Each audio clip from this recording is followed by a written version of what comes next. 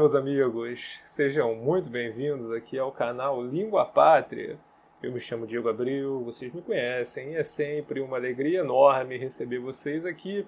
na minha casa e também no meu canal. Hoje, atendendo a uma série de pedidos, de súplicas e até algumas ameaças, eu vou dar prosseguimento à nossa série de vídeos sobre as biografias do Brasil, que é essa série de vídeos em que eu apresento o pensamento de alguns autores específicos, autores muito importantes para a construção de uma série de teses, teorias, visões gerais a respeito do nosso país, e muitos deles, infelizmente, esquecidos, escanteados pelo nosso pensamento e pela nossa intelectualidade contemporânea. O pensador a que nós vamos recorrer neste vídeo é um grande pensador brasileiro, um grande nome da intelectualidade nacional do período de transição da República Velha para a Era Vargas e que, infelizmente, hoje habita esse rol de grandes pensadores esquecidos aqui pelo pensamento do nosso país. Eu me refiro ao grande Vicente Licínio Cardoso. O Vicente Licínio Cardoso, ele é carioca, nasceu no Rio de Janeiro e ele produziu grande parte do seu pensamento justamente nesse limiar do final da República Velha e do início da Era Vargas, tendo sido grande parte da sua produção realizada durante a década de 1920. Além de um grande estudioso da realidade brasileira, o Vicente Licínio Cardoso ele também era arquiteto, tendo sido premiado em uma série de concursos, de competições, por conta dos projetos que ele desenvolveu. Uma curiosidade em relação ao Vicente Licínio Cardoso, uma curiosidade que muito me alegra e que muito me orgulha. O Vicente Licínio Cardoso ele foi prefeito da minha cidade, a cidade de São Gonçalo, aqui no Rio de Janeiro, em 1916, tendo contribuído não apenas no âmbito político, mas também no âmbito arquitetônico, da logística da cidade, tendo sido responsável pelo desenvolvimento político do projeto e também pela própria construção do projeto arquitetônico de uma das escolas mais tradicionais aqui da cidade, que é o Colégio Nilo Peçanha, que hoje em dia é uma escola estadual. Então, o Vicente Licínio Cardoso é um filho pródigo, apesar de não ter nascido aqui em São Gonçalo, mas é um filho pródigo aqui da nossa cidade e é um motivo de orgulho para a nossa cidade, uma cidade que infelizmente acaba sendo muito conhecida por conta de alguns filhos, digamos, menos pródigos do que o Vicente Licínio Cardoso, como alguns ex-BBBs, alguns atores ou atrizes de novela, que eu prefiro nem mencionar aqui para não sujar o nome do Vicente Licínio Cardoso. Então hoje a gente vai deambular aqui pelo pensamento do Vicente Licínio, destacando algumas ideias específicas que o Vicente apresentou, em especial neste livro, nessa obrazinha aqui intitulada A Margem da História do Brasil. Essa obra, diferente de muitas das obras que a gente acaba resenhando e acaba comentando aqui no canal, ela felizmente teve uma reedição nessas edições brasilianas aqui da década de 1970, essa obra aqui é de 1979, portanto você encontra essa obra com uma certa facilidade por um preço muito mais módico. Acho que você consegue encontrar na estante virtual esse livro aqui por uma coisa em torno de R$5, então colocando frete aí, você com 10, 12 reais consegue adquirir essa obra, que é uma obra tão importante. Já as demais produções intelectuais do Vicente Licínio Cardoso, elas não foram reeditadas, então são mais difíceis de ser encontradas, então acaba inviabilizando a leitura. Mas eu sugeriria a vocês, eu vou colocar na descrição do vídeo aqui, inclusive, o link, né? Caso vocês queiram adquirir, vocês entrem nesse link da descrição e adquiram essa grande obra do Vicente Licínio Cardoso. Eu creio que se vocês procurarem, vocês conseguem encontrar essa obra também em PDF, né? Então quem tiver com uma situação financeira apertada pode baixar o PDF e não deixar de ler a obra do Vicente Licínio Cardoso. Então a gente vai falar aqui sobre algumas ideias do Vicente que foram inscritas nessa obra A Margem da História do Brasil. Porém, antes, dois recadinhos protocolares aqui para vocês. Primeiro, aquele nosso recado que eu sempre peço para vocês deixarem aqui a curtida, para vocês se inscreverem aqui no canal se ainda não forem inscritos e, principalmente, para que vocês nos ajudem com a distribuição, a difusão, o compartilhamento desse conteúdo. Nosso canal é um daqueles canais pequenos que não tem essa distribuição orgânica do seu conteúdo feita através do sistema de algoritmos do YouTube. Então, o único meio, basicamente, que a gente tem de chegar numa audiência maior é através dessa generosidade de vocês com o compartilhamento. Então, aqui eu, ao mesmo tempo que agradeço a generosidade de vocês de estarem difundindo esse conteúdo, peço novamente que vocês continuem com esse trabalho tão caridoso, tão generoso.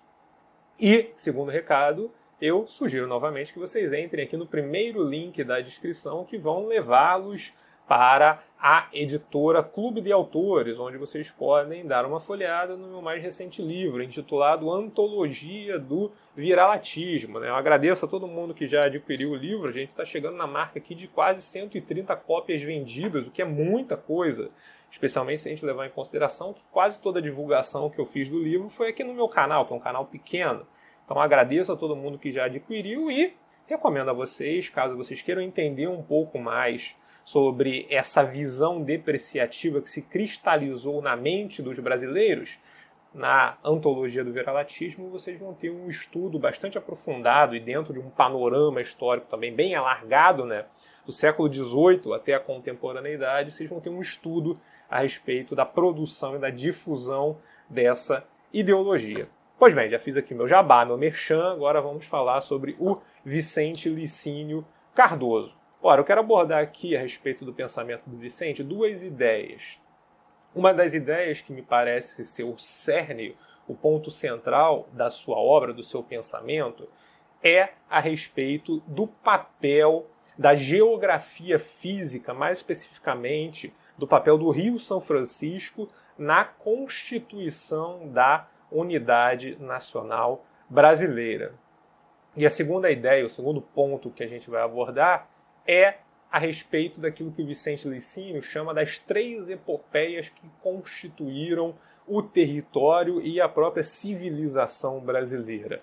Três epopeias que o Vicente Licínio vê como superpostas e que ao longo da nossa história foram se emaranhando, foram se integrando, que formaram a grande epopeia de civilização e de conquista, no certo sentido, do território nacional. O Vicente Licínio ele se refere, primeiro, à grande epopeia marítima dos portugueses, singrando o Oceano Atlântico, chegando até o Brasil. Depois, a epopeia de conquista e de desbravamento do sertão do norte do Brasil, especificamente o sertão nordestino, o sertão da Caatinga do semiárido e o sertão do Vale do Amazonas pelos jesuítas, e também a epopeia de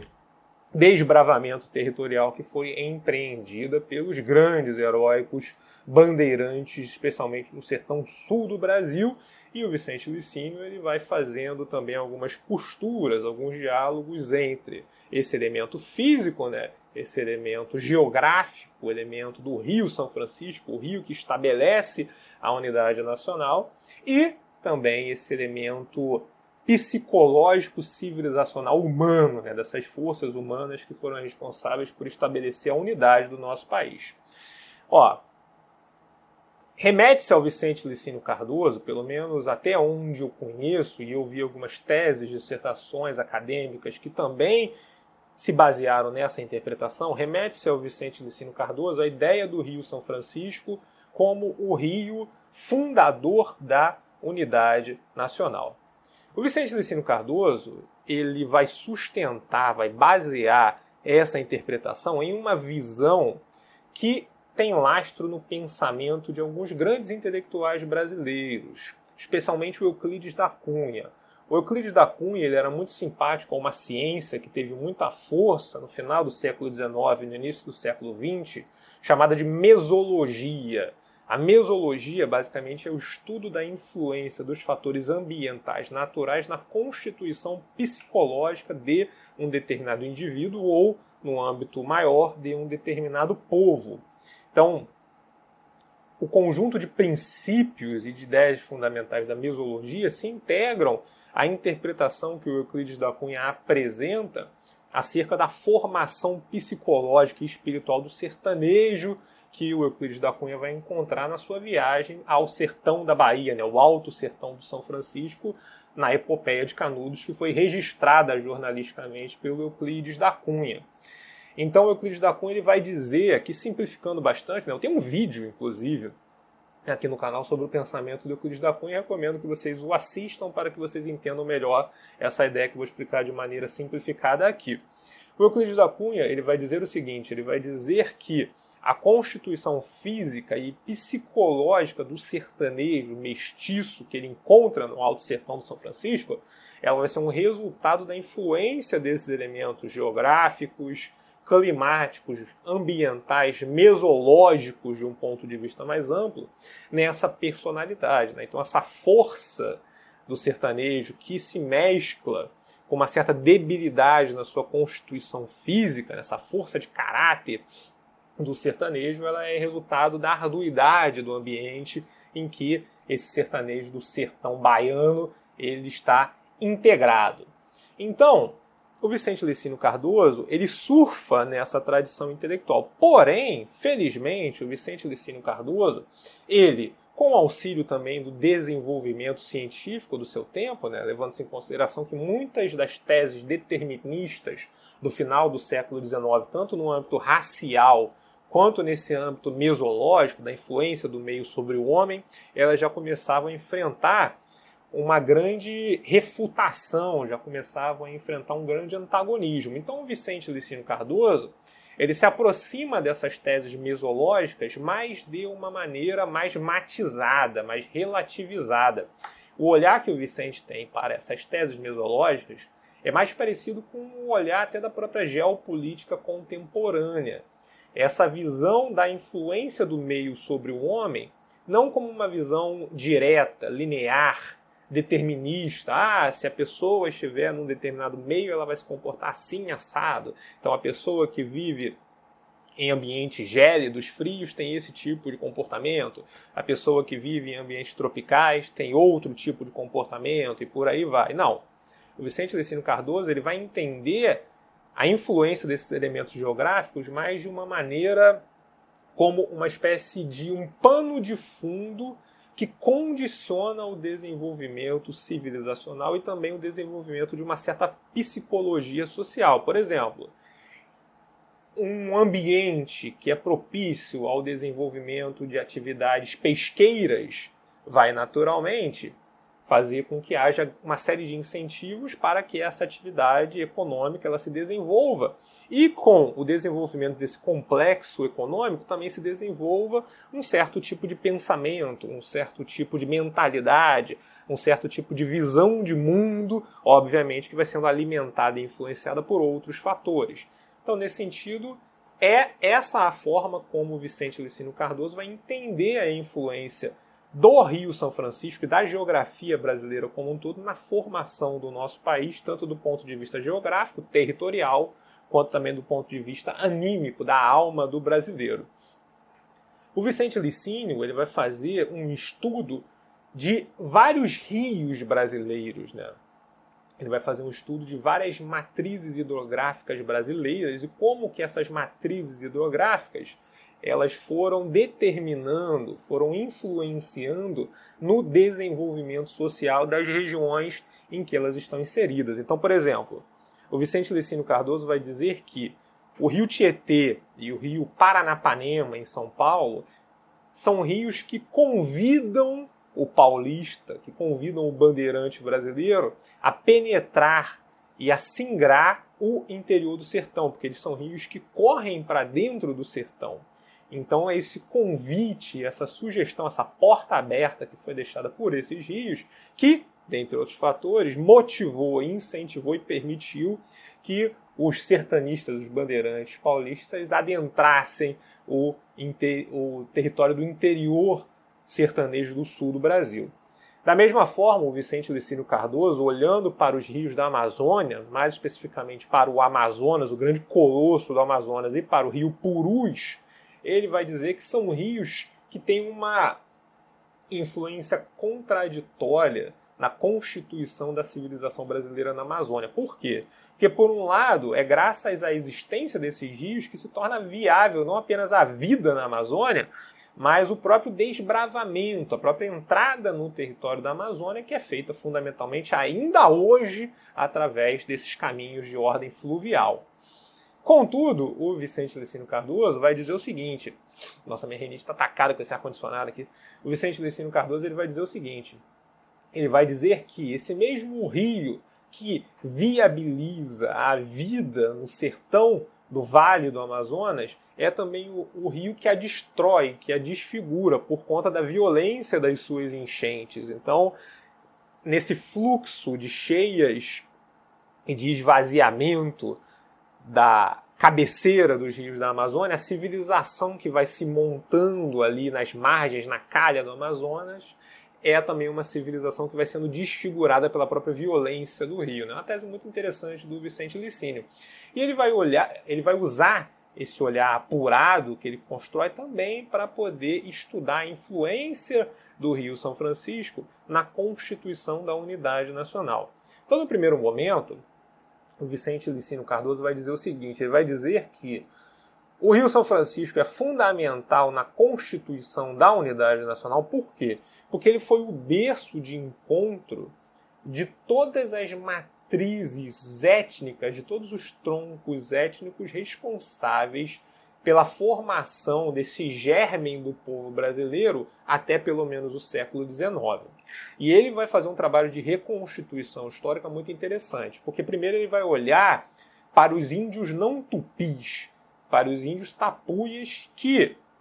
existem várias teses historiográficas, antropológicas a respeito desse processo de penetração dos tapuias no sertão brasileiro, mas que na tese que é esposada pelo Vicente Licínio Cardoso, ele vai dizer que esses tapuias chegaram no sertão do São Francisco e também ocuparam toda aquela malha do semiárido nordestino, ali o sertão do Mochotó em Pernambuco, o sertão do Cariri na Paraíba, ali aquela região do Seridó no Rio Grande do Norte. Eles ocuparam essa região antes, inclusive, da chegada dos portugueses, justamente sendo expulsos do litoral, especialmente da Paraíba, de Pernambuco e do Rio Grande do Norte, pelos tupis que lá habitavam, em que era uma civilização mais desenvolvida do ponto de vista antropológico, e teve, com isso, condições de expulsar esses indígenas não tupis, os chamados tapuias, especialmente os índios da etnia Cariri, expulsaram esses indígenas daquela região privilegiada, fazendo com que eles tivessem que adentrar o território muito menos privilegiado em recursos do sertão do semiárido nordestino. Ora, é evidente que com a escassez de chuvas, a secura, a aridez daquele ambiente e também a rudimentariedade técnica desses indígenas, a vida deles, especialmente sem o domínio da pecuária, naquela localidade se tornaria quase que impossível. Então esses indígenas eles se alocaram, essa é a tese, que é a tese mais tradicional a respeito dessa questão, se alocaram nesses rios sazonais que existem no Nordeste brasileiro, na época de cheia, até encontrarem o Rio São Francisco. E encontrando o Rio São Francisco, que é um dos dois rios perenes que existem no Nordeste brasileiro, um deles é o Parnaíba, que divide o Maranhão do Piauí, e o outro rio é o Rio São Francisco, que vai dividindo ali Alagoas de Pernambuco, depois o Sergipe da Bahia, Alagoas da Bahia, Pernambuco da Bahia, e vai descendo ali por todo o estado da Bahia até chegar em Minas Gerais. Ora, a visão que é apresentada pelo Vicente Licínio Cardoso é que esses indígenas eles foram descendo até encontrar o Rio São Francisco e depois eles foram se estabelecendo ali nas margens do Rio São Francisco, que é um rio perene. Então, esses tapuias foram, entre aspas, os primeiros habitantes, os primeiros colonizadores ali do Alto Sertão do São Francisco. Depois, esses tapuias eles foram seguidos tanto pelos escravizados de ascendência africana que conseguiam fugir desse martírio, desse grande castigo, dessa grande violência que eles sofriam, especialmente na região do Agreste nordestino, e eles fugiam justamente ali pela foz do São Francisco. Basta você levar em consideração que uma das regiões do Brasil que mais teve incidência de expedientes de resistência desses africanos escravizados contra essa violência foi justamente aquela região do Agreste de Alagoas. É a região onde se estabeleceu, por exemplo, o Quilombo dos Palmares. É a região que se estabeleceu o Quilombo do Sabalangá. Então ali é bem próximo da foz do Rio São Francisco. E a partir do singramento ali do Rio São Francisco, descendo, você vai ter acesso a toda essa região do Alto Sertão Baiano e também ali do Vale do São Francisco, entre a Bahia e Pernambuco. E foi uma região que teve essa presença, uma presença muito marcada desse contingente de pessoas de ascendência africana que foram escravizadas aqui no Brasil. Além disso, os próprios indígenas tupis, fugindo também da violência da colonização, singraram o Rio São Francisco e foram descendo por esse rio, se estabelecendo ao longo de toda a margem, especialmente nesse território do Vale do Rio São Francisco. Além disso, os próprios portugueses, com o desenvolvimento da pecuária, também foram migrando para o sertão, para o interior do território brasileiro. Um exemplo muito famoso, muito conhecido, foi o grande Garcia Dávila, que é uma figura muito conhecida da história da Bahia, né? Essa história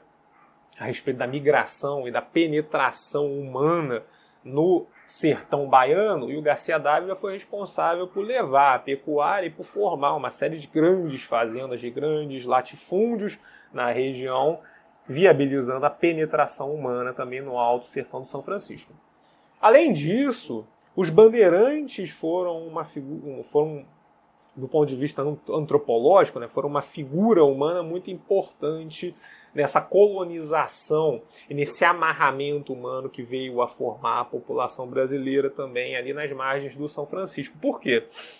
Porque os bandeirantes, especialmente no século XVIII, depois de eles atravessarem a Serra da Mantiqueira, eles encontraram a nascente do São Francisco e foram subindo ali pelo São Francisco, chegando até o Nordeste brasileiro. E conforme eles iam singrando, iam subindo ali no São Francisco, eles iam estabelecendo alguns pontos ali de apoio. Esses pontos de apoio depois vieram a formar certas vilas, vilarejos, alguns arraiais, e hoje em dia esses pontos de apoio serviram como a base para a formação de algumas cidades, inclusive algumas bem importantes ao longo da margem do São Francisco. E como que a gente sabe que foram os bandeirantes os responsáveis pela formação dessas cidades? Além de todo o trabalho historiográfico que é realizado, né, pela historiografia séria brasileira,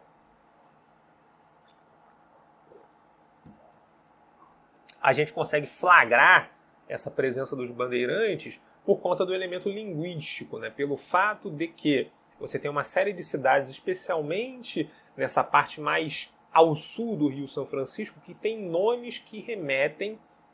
à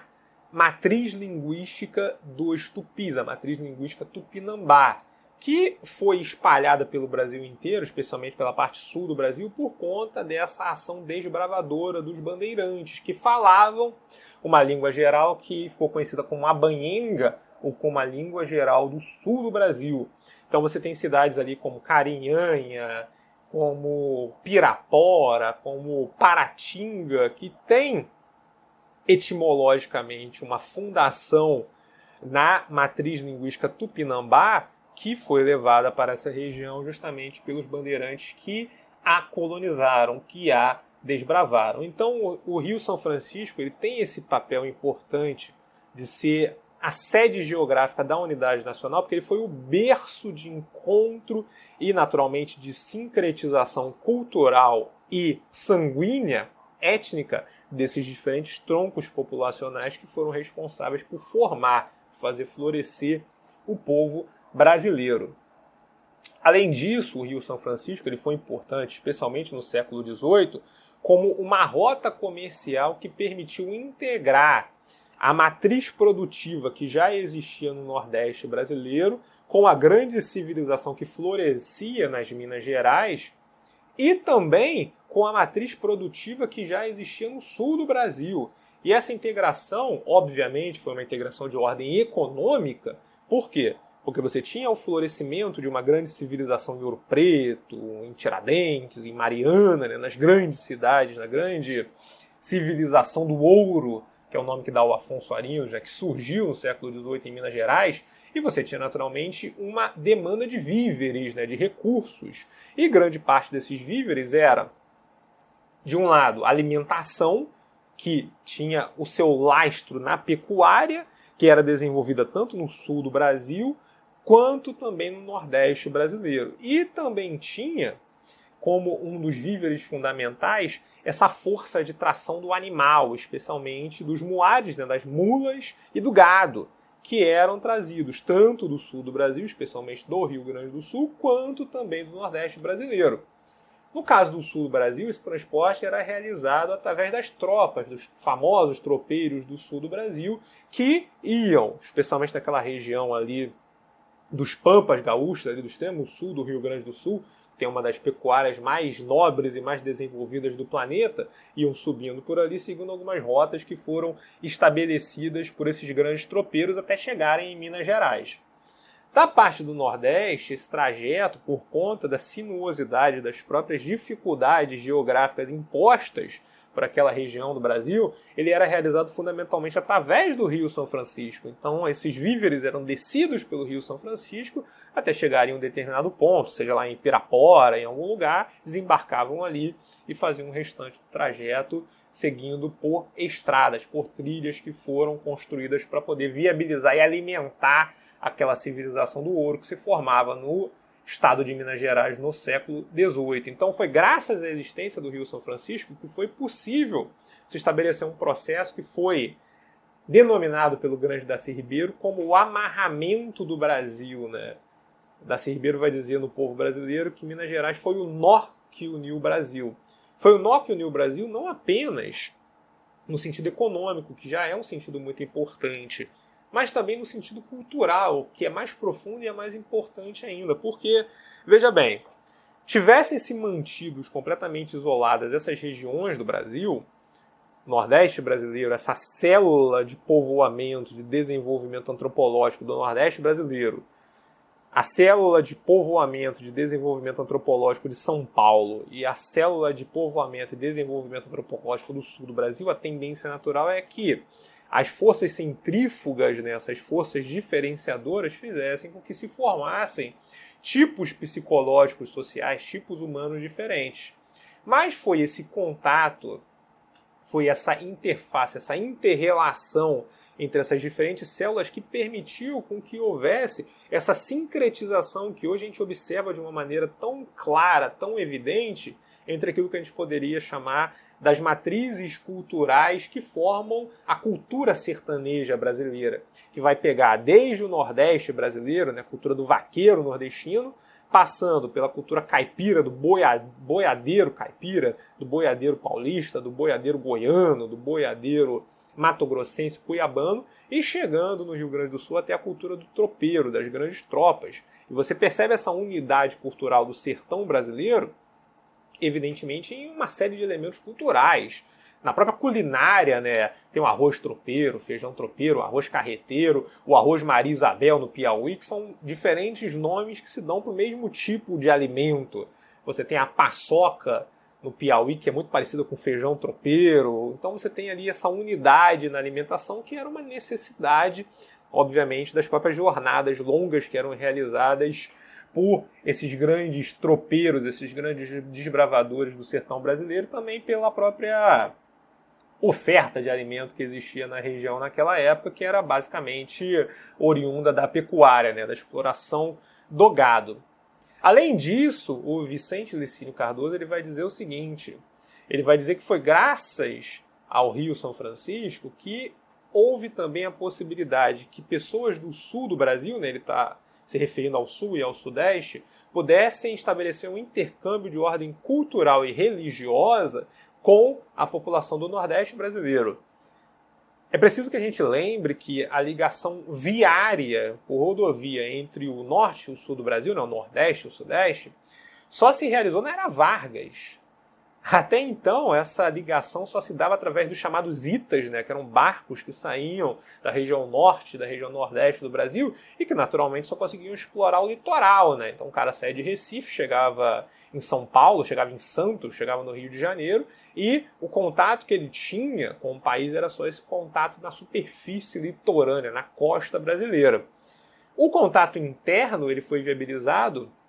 dentre outros caminhos, e principalmente pela existência do Rio São Francisco. Então foi graças à existência do Rio São Francisco, e o Vicente Licínio Cardoso vai dizer isso, por exemplo, que se estabeleceu uma rota de romaria de São Paulo e de Minas Gerais para a cidade, que tem um grande sentido, um grande significado religioso, de Bom Jesus da Lapa, que fica justamente às margens do Rio São Francisco, ali no sertão baiano. Da mesma forma, foi a existência do Rio São Francisco que permitiu que trabalhadores do Nordeste brasileiro, aí já no século XIX, pudessem descer o Rio São Francisco e depois, logo em seguida, atravessar a Serra da Mantiqueira e trabalhar ali na indústria dos cafezais que foram se desenvolvendo em Minas Gerais, em São Paulo, ali no oeste do Paraná e por aí vai. Então foi essa rota fluvial que foi viabilizada pelo Rio São Francisco que permitiu que houvesse esse intercâmbio, não apenas de ordem econômica, mas também e principalmente de ordem cultural. Por isso que hoje em dia nós dizemos que o Rio São Francisco ele é o rio da unidade nacional e devemos isso ao nosso grande Vicente Licínio Cardoso.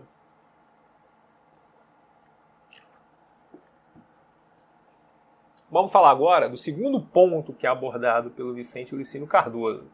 que são essas 3 epopeias de formação e de conquista territorial do Brasil. Então a primeira epopeia, e o Vicente Licínio Cardoso fala isso de uma maneira muito clara, que é a epopeia que mais tem documentação histórica, sobre a qual a maioria dos nossos historiadores se debruçou de uma maneira mais significativa, mais expressiva, é justamente a epopeia de conquista dos mares pelos grandes navegadores portugueses, que vai ter como grandes propulsores a chamada ínclita geração, né, que é o termo que é utilizado pelo Luís de Camões, que vai se referir a essa geração que tem como grandes nomes, por exemplo, o Dom João I, tem o Henrique o Navegador, o Diogo Cão, e depois vai ter, subsequentemente, o Fernão de Magalhães, o Bartolomeu Dias, o Vasco da Gama, esses grandes navegadores portugueses, e essa grande técnica portuguesa que foi desenvolvida e viabilizada não apenas na parte operacional de fato navegar os mares, mas também na parte tecnológica, né? O desenvolvimento de instrumentos e de técnicas de navegação que viabilizaram, por exemplo, que os portugueses aprendessem a navegar contra o vento, né? Chamada navegação de bolina ou abolina, dentre tantas outras técnicas que foram desenvolvidas. Ora, os portugueses eles conseguiram conquistar, desbravar o Oceano Atlântico e chegaram até o nosso país. Aí existem várias teses, tem algumas teses que eu acho que são as mais razoáveis, mais plausíveis, que dizem que os portugueses primeiro chegaram no Rio Grande do Norte, depois, muito tempo depois, possivelmente uma década depois de já terem encontrado o território brasileiro no Rio Grande do Norte, já terem singrado grande parte da costa do Nordeste brasileiro, eles fizeram uma expedição oficial, aí sim com Pedro Álvares Cabral, chegando lá em Porto Seguro. Inclusive, aproveito aqui essa oportunidade para fazer uma reclamação. Eu tenho visto no Facebook alguns amigos, né, nessa época de férias aí, que foram até Porto Seguro, fizeram um passeio turístico ali justamente naqueles sítios históricos que remetem à chegada dos portugueses aqui no nosso país.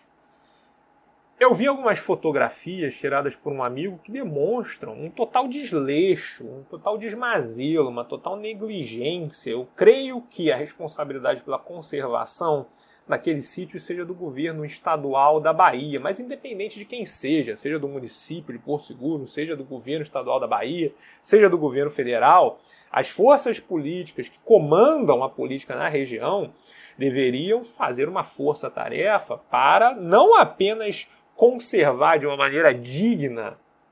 de uma maneira condizente com a importância histórica daquele sítio, os pontos ali que são os pontos de valor histórico, mas também de construir toda uma logística de turismo que atraia visitantes para aquela região, que possa, inclusive, estabelecer um diálogo, que possa, inclusive, estabelecer uma relação de retroalimentação com o turismo litorâneo que já existe em Porto Seguro, viabilizando que pessoas que vão para Porto Seguro para praticar esse turismo de ir para resort, de ir para a praia, possam também ir conhecer esses sítios históricos fundamentais, fundadores do nosso país, e vice-versa, pessoas que sejam atraídas por esse turismo histórico possam também gozar ali das belezas de Porto Seguro, do litoral baiano, que é um dos litorais não apenas mais bonitos do Brasil, mas também que é um litoral que tem toda uma estrutura logística muito desenvolvida. Então a vergonha completa é uma absurdidade que aqueles sítios históricos de tamanha importância não tenham lá nenhuma placa, estejam lá pichados, degradados, não tenha nem lá um quiosquezinho de um serviço turístico oferecendo para as pessoas ali, talvez algum tipo de rota guiada, alguma coisa do tipo. Então você não tem uma preocupação do governo da Bahia, na figura do senhor Jerônimo Rodrigues, né, que é o atual governador, que está sempre aí na internet lacrando, falando um monte de besteira, um monte de merda. Não existe uma preocupação de construir um complexo turístico para aquela região e de fazer um marketing, né? Fazer um trabalho de propaganda, de publicidade que atraia pessoas para esse sítio histórico de tamanho valor. Então eu preciso deixar aqui entre parênteses essa minha reclamação em relação a esse desleixo, essa negligência, esse vilipêndio que está sendo realizado pela classe política brasileira em relação a esse sítio histórico tão importante lá em Porto Seguro. Então os portugueses aqui chegaram e eles realizaram essa epopeia de conquista e de ocupação política e humana do litoral brasileiro, mas que foi uma epopeia que, como foi muito bem descrita pelo Frei Vicente de Salvador, se não me falha a memória, o Frei Vicente, ele descreveu essa epopeia como uma epopeia caranguejo, né? Uma epopeia que se preocupou apenas em ocupar, singrar a costa brasileira, que não se preocupou em adentrar no sertão,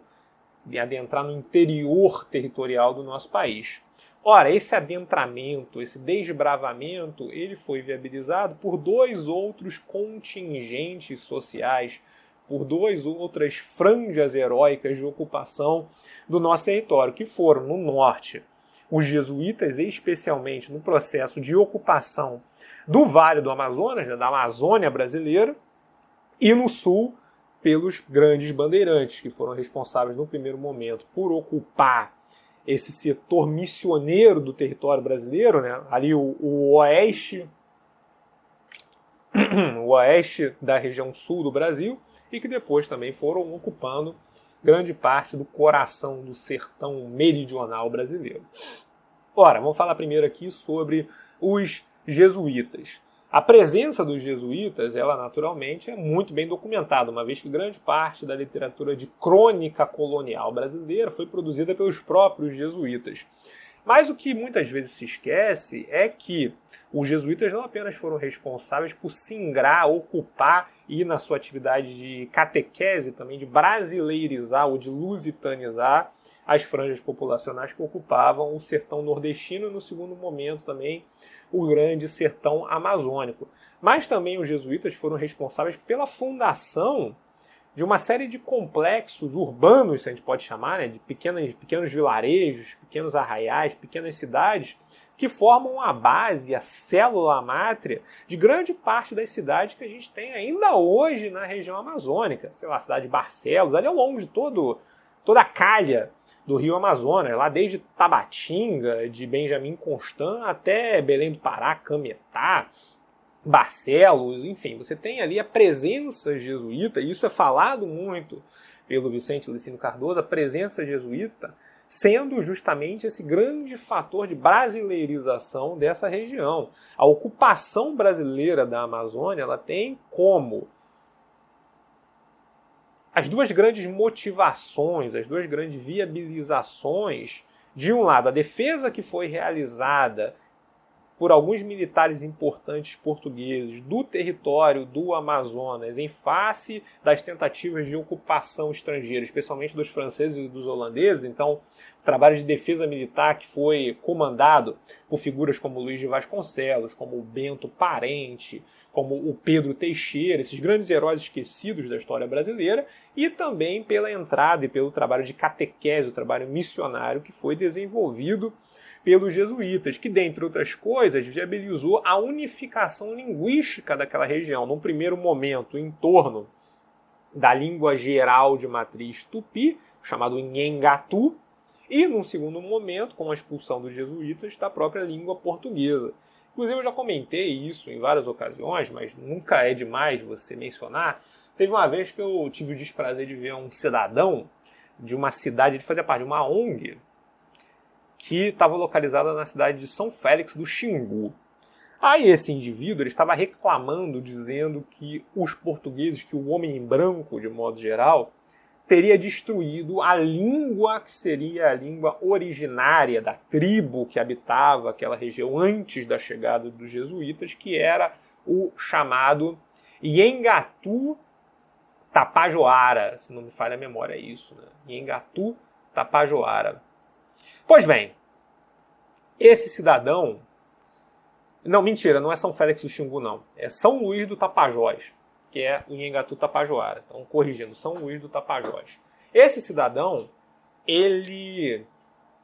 estava dizendo que os jesuítas foram responsáveis por destruir essa língua, que é o Iengatu Tapajoara. Porém, ele não leva em consideração que os responsáveis por levar o Iengatu para essa região foram justamente os jesuítas, e que os indígenas que lá habitavam, muito provavelmente, né, à luz de todo o conhecimento histórico que nós temos, deveriam falar alguma língua que seria uma língua de matriz G, que é uma outra matriz linguística, muito diferente do ponto de vista da organização linguística da própria matriz tupinambá. Então isso daí demonstra uma ignorância histórica, isso daí demonstra uma imbecilidade completa desses indivíduos que promovem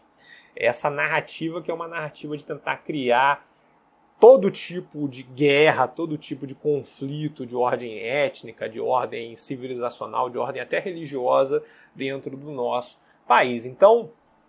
essa presença dos jesuítas, que teve como documento fundador na região amazônica, o alvará, se eu não me engano, é de 25 de julho de 1638, que integrou a Companhia de Jesus na região, e depois, com a própria ida do padre Antônio Vieira para a região, começou a dispersar essas missões jesuíticas que foram responsáveis pela civilização do Vale do Amazonas. Foi graças a isso que, muito tempo depois, mais de um século depois, com o Tratado de Madrid, o Brasil conseguiu salvaguardar a sua posse, o seu domínio territorial da região amazônica, né? Conseguiu salvaguardar a brasilidade da região amazônica. E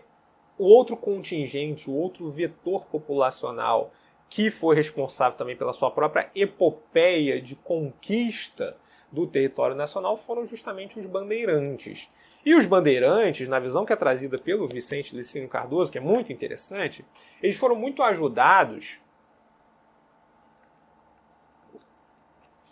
por uma contingência que trouxe muitos problemas para o nosso país, que foi a unificação da coroa espanhola com a coroa portuguesa, que aconteceu entre 1680 e 1580 e 1640. Um dos prejuízos que nós tivemos por conta dessa unificação foi a invasão holandesa do Nordeste brasileiro, que se deu porque a Holanda, naquele momento, estava em guerra contra a Espanha. Então, invadiu um território que, naquele momento, ele era espanhol. Foi um grande problema, um grande dilema que nós brasileiros tivemos que enfrentar. Porém, especialmente no sul do Brasil, nós tivemos uma série de benefícios por conta dessa unificação. Por quê? Porque como Portugal e Espanha eram a mesma coisa durante aquele período,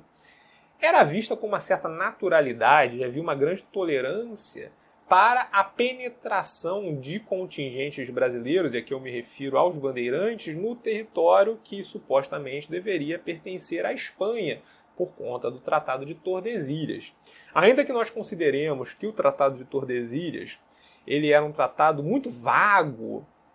que era muito difícil, como você não tinha marcos naturais em grande parte ali da linha que delineava a divisão dos territórios, era muito difícil de você saber, né, exatamente qual era o ponto em que passava-se essa linha, essa fronteira. Mas é evidente que os espanhóis não são imbecis. É evidente que eles conseguiam perceber, com base nos instrumentos que eles tinham de controle, de presença no território da América Espanhola, que estava havendo uma invasão, que estava havendo uma entrada generalizada de brasileiros, né, de luso-brasileiros naquele momento, no território espanhol. Porém, isso se via com uma certa naturalidade. Por quê? Porque no final das contas era tudo a mesma coisa, né? Eram reinos que estavam submetidos à mesma coroa, ao mesmo poder político. Foi por conta disso que os bandeirantes conseguiram, com muito sucesso, adentrar grande parte dessa região oeste do sul do Brasil, ali o oeste do Paraná, o oeste de Santa Catarina e a região missioneira no Rio Grande do Sul. Foi por conta disso que os bandeirantes conseguiram conquistar as missões do Uruguai, as missões de TAP, que foram grandes conquistas militares dos bandeirantes nesse período. Esse jogo mudou. Essa relação de negligência da América Espanhola em relação à presença e à penetração bandeirante mudou justamente depois da libertação de Portugal em face da coroa espanhola, que aconteceu em 1640. Não por coincidência, a primeira grande derrota sofrida pelos bandeirantes nesse período foi na Batalha de, eu acho que é Imbororé, se não me falha a memória. Imbororé. Se estiver errado, eu coloco depois aqui o nome correto. Mas eu acho que é isso mesmo. A Batalha de Imbororé, que aconteceu em 1641. E uma das razões fundamentais por que os bandeirantes eles foram derrotados nessa batalha foi justamente por causa da mudança na política de defesa que era levada a cabo pelo governador do Paraguai, na época, eu acho que era o governador Céspedes, se não me falha a memória,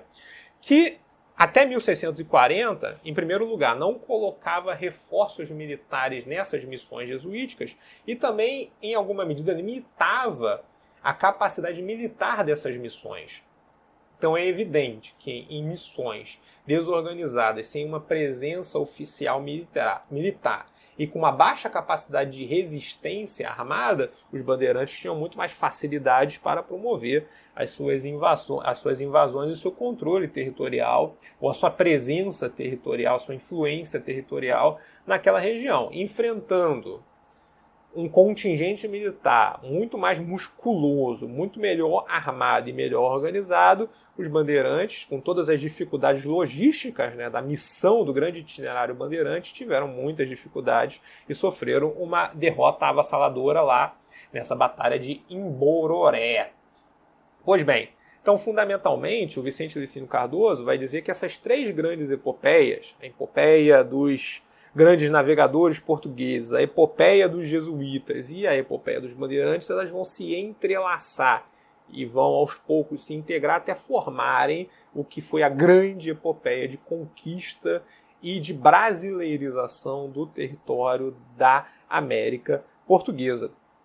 Além disso, o Vicente Licínio Cardoso ele vai destacar o seguinte, ele vai dizer que os bandeirantes também serviram como uma espécie de uma correia de transmissão, uma interface antropológica, humana, cultural entre o norte do Brasil e o sul do Brasil. Por quê? Porque os bandeirantes eles foram se dispersando que nem água pelo território brasileiro. E, naturalmente, conforme eles se dispersavam, eles iam, por um lado, absorvendo elementos dessas células, dessas matrizes de brasilidade nos diferentes pontos do nosso território e iam carreando esses elementos para outras localidades, formando justamente essa grande amálgama em torno da qual floresceu essa unidade numa psicologia social, essa unidade de alma, essa unidade de espírito que caracteriza hoje em dia a unidade brasileira. Então os bandeirantes foram essa grande ponte, essa grande interface que viabilizou a unificação espiritual, que foi a base da unificação territorial, da unificação política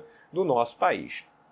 Então aqui vocês têm um pequeno resumo do pensamento do Vicente Licínio Cardoso, que não substitui naturalmente a leitura desta obra, principalmente esta obra. O Vicente Licínio Cardoso tem outros textos interessantes, em que ele fala, por exemplo, sobre o ato adicional de 1834, né, que foi quase um documento e um movimento político de fragmentação do nosso país. Ele vai falar sobre a atuação do Diogo Feijó, que foi o regente durante boa parte desse período de instabilidade, ali na transição do primeiro para o segundo reinado, e também vai fazer muitas críticas à negligência liberal e ao federalismo fragmentador da República Velha. Então vocês têm aqui um material, um cardápio muito variado e muito rico de reflexões a respeito da história do Brasil, realizadas pelo nosso prefeito aqui de São Gonçalo, Vicente Licínio Cardoso. Então, pessoal, era isso que eu tinha para comentar hoje. Agradeço a todo mundo que deixa o like aqui, que ajuda no compartilhamento dessa mensagem. Agradeço a todo mundo que pediu também para que eu retomasse aqui esses vídeos falando sobre os grandes pensadores brasileiros. Vocês precisam levar em consideração que esses vídeos dão muito trabalho para fazer, né? Porque eu preciso reler as obras. Tem muita coisa que eu li tem muito tempo, então tem anotações, mas eu preciso reler para ficar com tudo muito fresco na minha memória. Então, tenha um pouco de paciência em relação aqui à instabilidade periódica desses vídeos sobre os pensadores brasileiros. Pessoal, era isso que eu tinha para falar com vocês. Agradeço a todo mundo que me seguiu aqui até o final deste vídeo. E como sempre, acima de tudo, viva o nosso lindo e maravilhoso Brasil!